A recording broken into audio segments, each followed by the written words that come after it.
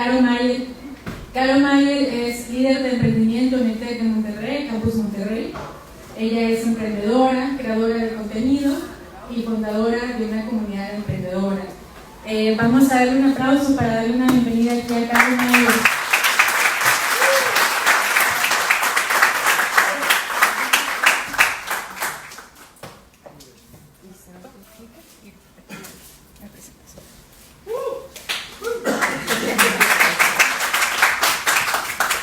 Gracias por acabar con ese momento incómodo. Listo. No sé si se acuerdan, pero en el canal de Bayo había un programa muy cool que se llamaba Mi Historia Paranormal. Dije, este es el momento de decir, esta es mi historia de terror. Quisiera empezar preguntando y ayúdenme levantando sus manos si alguien ha trabajado en agencias de marketing o brindado servicios de marketing. Ok, muy bien, poquitos, pero hay cosas. ¿Alguien estudió comunicación, marketing, diseño gráfico? Ah, excelente. Tú tienes todo el outfit de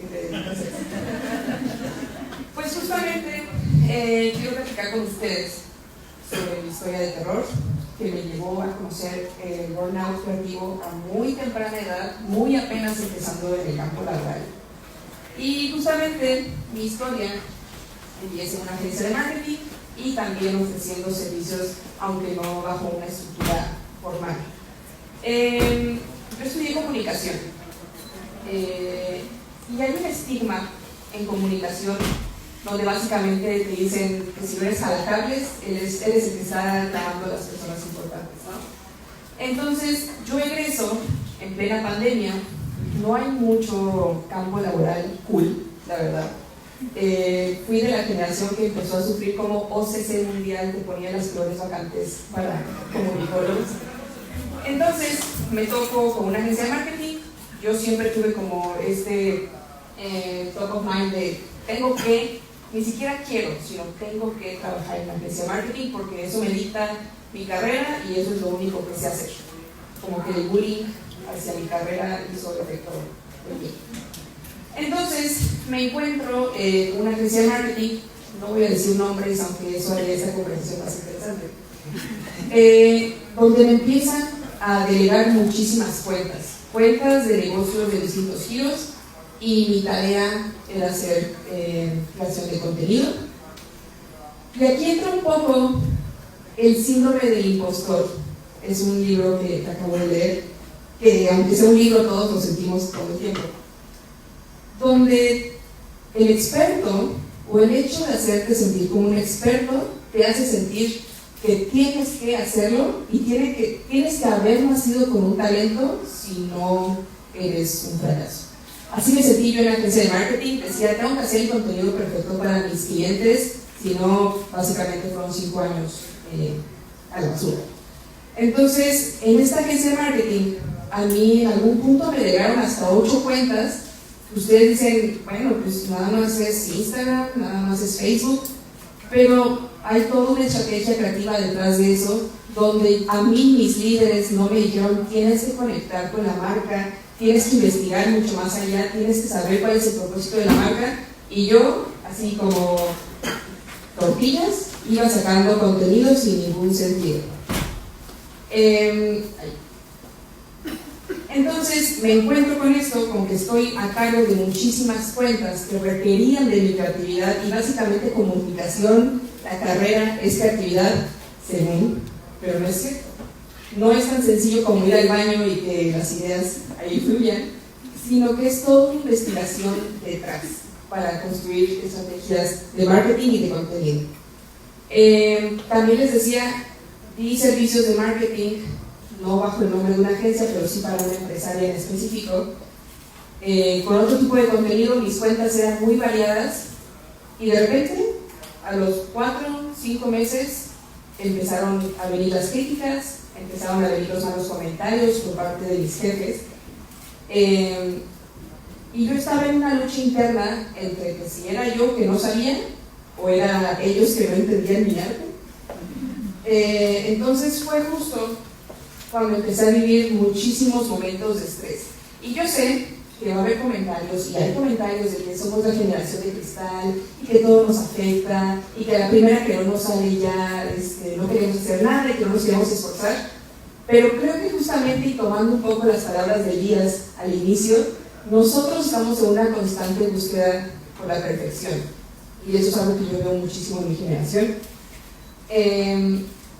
Entonces me di cuenta que yo empecé a hacer el problema en mi trabajo, pero no precisamente porque yo fuera mala, sino porque yo no estaba sabiendo adaptarme a una dinámica donde, si ustedes que ya han trabajado en agencias de marketing saben, no es tan sencillo. Son dinámicas de que tus días ya no existen, a lo mejor tu horario dura 8 horas, pero 24/7 tienes que estar al pendiente de cualquier cosita que se nos ocurra para Instagram. Entonces yo empecé a colapsar. Nunca había tenido yo síntomas físicos de estrés hasta que me di cuenta que el jefe que me estaba hostigando laboralmente me mandaba mensaje y yo iba a vomitar. O sea, yo sé que ustedes pueden decir como, ay, sí, un mareíto. No, realmente yo me tenía que parar a vomitar en cuanto mi jefe me escribía a las 8 de la mañana. Teníamos una junta súper sencilla y yo acababa con un dolor de cabeza terrible. Lloraba todo el tiempo. ¿Qué más hacía? Aquí mi novio presente puede darles testimonio de cómo yo me enojaba con la cosa más chiquita. Paso por ti, no te odio, básicamente. Entonces me empecé a dar cuenta en mis relaciones cercanas, no solamente amorosas, y yo estaba tratando muy mal a gente que no era la culpable de que yo me estuviera sintiendo así. Empecé a ir al psicólogo, sí, pero me di cuenta que mi cuerpo incluso no estaba sabiendo cómo reaccionar a un momento clave en mi vida. Algo que yo me di cuenta, obviamente no en ese momento, sino con el paso de los años, es que hay muchas cualidades de mi personalidad que creo que hicieron que estos momentos llegaran a mí. Por ejemplo, yo soy una persona que me gusta mucho integrar. Si estamos en un grupo y yo veo que de repente están marginando a alguien, me gusta mucho integrarlo a la conversación. Si hay algún problema, me gusta buscar la solución para que todos estemos bien. Juego voleibol, entonces yo siempre he pensado que este trabajo en equipo, que si bien no les voy a decir que es perfecto, siempre he buscado cómo conseguir que varias personas vayan con un objetivo. Y justamente creo que eso fue lo que me afectó. Empecé a decir que sí a todo. Empecé a decir, sí, no hay problema, yo te hago este cambio a las 12 de la noche. Sí, no hay problema, yo me echo otra cuenta aunque ya tengo 8. Entonces empecé a darme cuenta que hay muchas partes de nuestra personalidad de cada uno de los que estamos aquí que nos hace propensos a que ciertos cambios y estreses laborales nos afecten mucho más de lo que queremos. Y justo, levante la mano quien es fan de Emily en París. Excelente, somos varios, pensé que iba a quedar mal. Justamente de la mano con que yo estudié una carrera que, por malos pensamientos y por falsos estigmas, te hacen perfilarte a cierta actividad, justo me di cuenta que esa sería padrísima, pero no podría estar más alejada de la realidad. ¿Por qué? Porque si esta chica va por ahí encontrando momentos increíbles para ponerlos en su cuenta, yo me pregunto, ¿dónde está el jefe que le está diciendo no puedes hacer eso si no estuviste rebotando conmigo la estrategia, ¿no? Entonces justamente me di cuenta que mi burnout empezó porque yo tenía muchas expectativas de cómo tenía que portarme según mi carrera, según lo que me habían dicho, según mis compañeros que se dedicaban a lo mismo que yo, y me di cuenta que estaba viviendo una vida laboral súper plana y que solamente estaba a la expectativa de que si mi jefe decidía tratarme bien o no.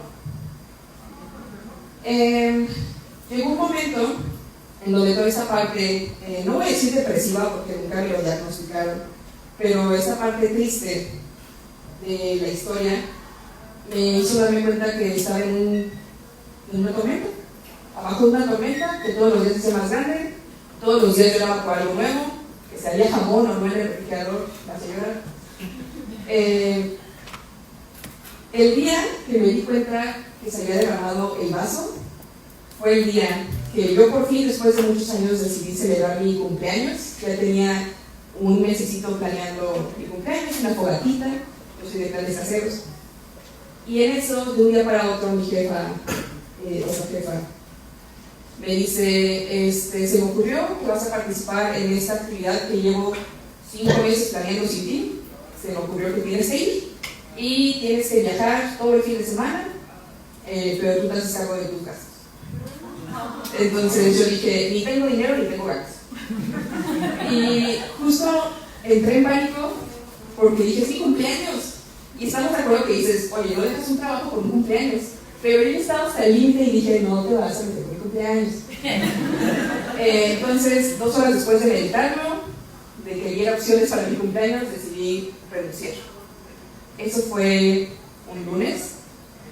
Yo, aparte de esto, tenía un negocio. Acabo de aceptar que esté en bancarrota.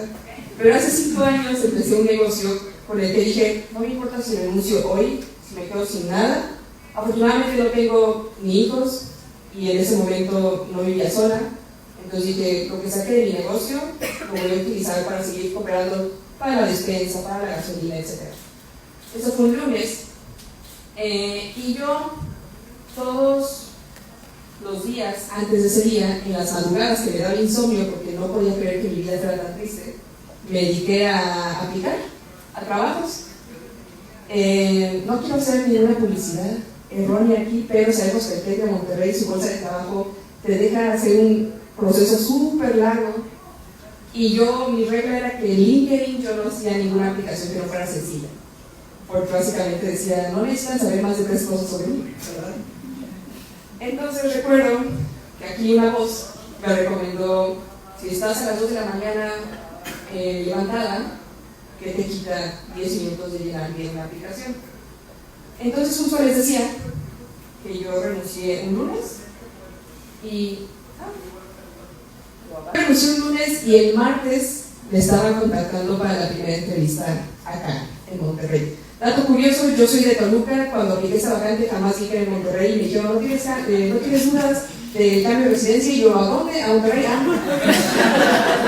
Gracias por avisarme. No quiero hacer ningún tipo de publicidad, nada. Lo que quiero decir es que ahí confirmé, porque dicen que en cuanto cierras una puerta, se abre otra.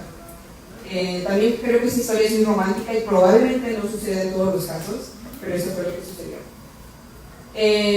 A partir de eso, yo dije, ok, de todas las actividades que hago, porque yo tenía la comunidad de emprendedores en mi universidad, que es la UNX, tenía mi propia marca y tenía distintas participaciones en pláticas en otras universidades, aparte tenía el trabajo. Entonces dije, ok, este es momento de concentrarme. ¿Cuál es mi propósito? No volver a conseguir trabajo en redes sociales, no volver a hacer contenido, odio el contenido, solamente quiero hacer el mío y punto. La peor cuenta que yo manejé fue un conjunto residencial donde los clientes querían que en todas las publicaciones dijera plusvalía, exclusivo, para gente bien. ¿Qué se puede hacer con esos 3 conceptos? Seguramente hay mucho, pero yo no quería hacer nada. Me gusta poner estas 2 fotos porque esta comunidad de emprendedores que yo empecé en la UAM, desgraciadamente en este momento no hay una cultura de emprendimiento tanto como lo hay aquí en Monterrey. Entonces sí, es un logro muy grande en el Estado de México tener una comunidad de emprendedores. Este fue el primer día, con todo y el brazo chueco, este fue el primer día que yo hice un bazar, donde reuní a 12 emprendedores a vender, a darse a conocer. Es una comunidad que terminé 3 años después para venirme acá con más de 200 emprendedores, sin cobrarles más que $50 al mes, y eso para gastos del evento.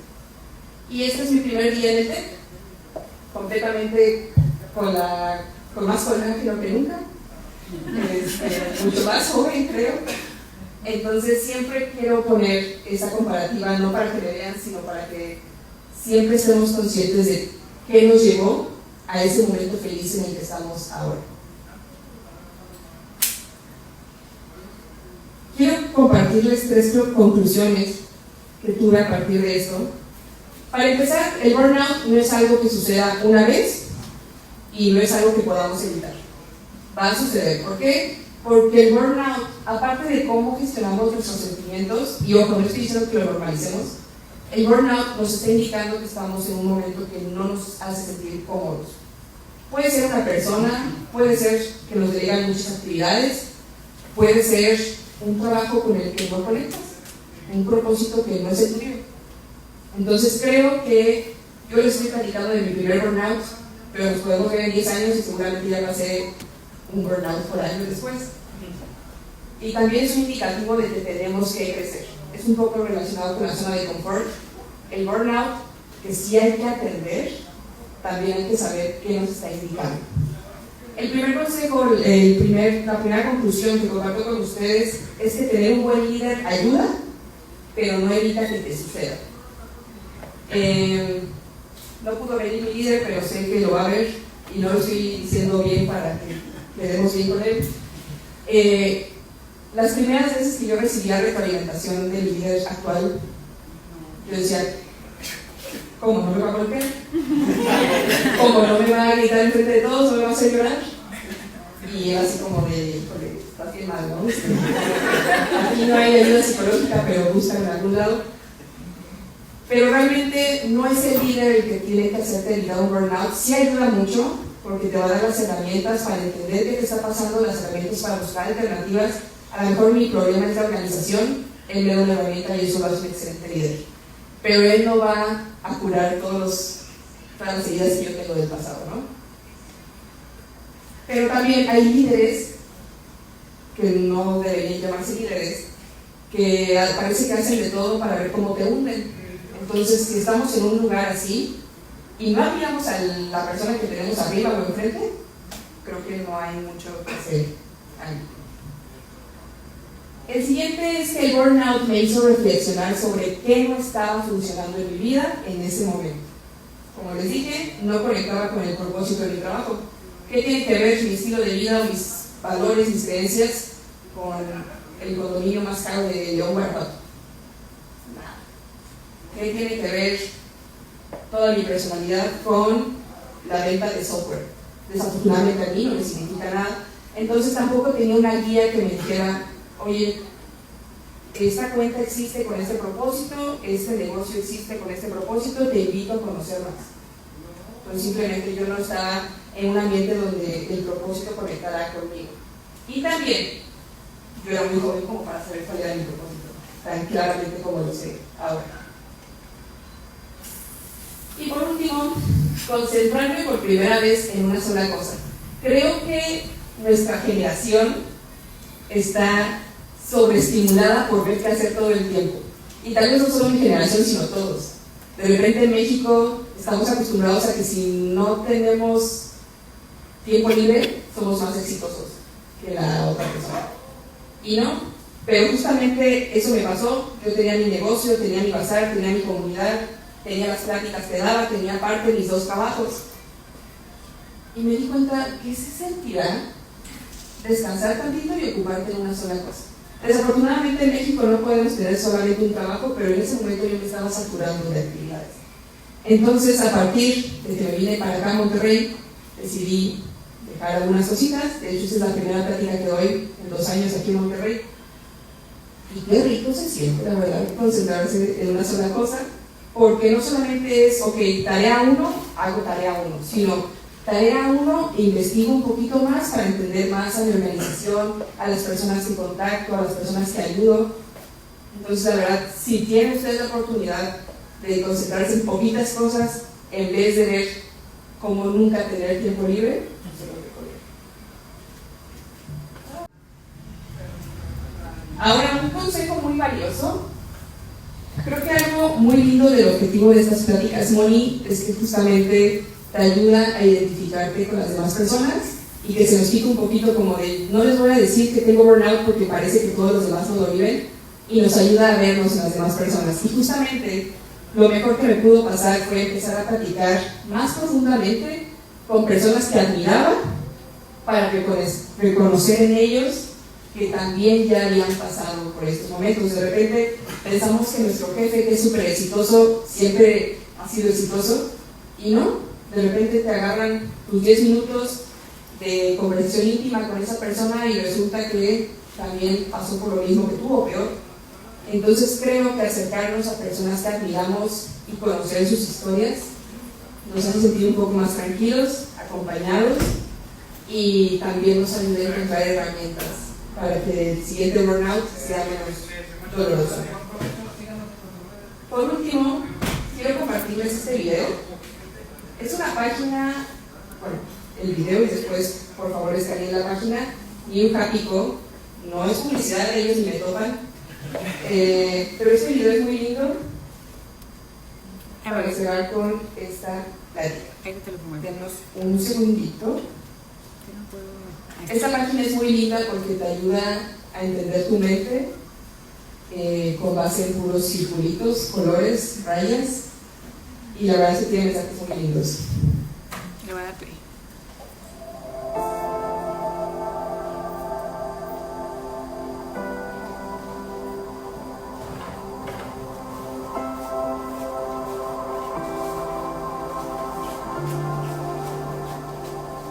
Creo que siempre pensamos que las personas exitosas tienen un punto A y un punto B, pero se nos olvida que también hay itálicas, bold y otras tipografías.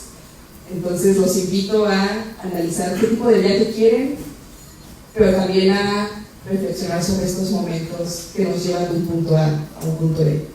Gracias.